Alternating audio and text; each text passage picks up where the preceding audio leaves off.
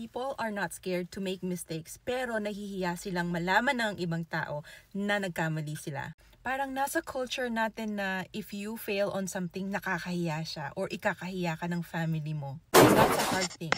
Kasi once na nahihiya kang mag-fail, you won't get to where you want to be. Medyo mahirap siyang gawin.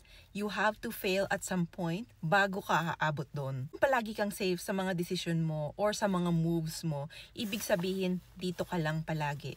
Kasi you're not taking any chances and you are not taking any risk. Now, to take risk, you should be willing to make mistakes and have people know that you made mistakes at you don't care kahit ano pang sabihin nila kapag nagkamali ka. At pag nakuha mo na yung gusto mo, sigurado din ako na tatanungin ka ng ibang tao kung paano mo yan ginawa. Make mistakes, dream big. Have a beautiful day.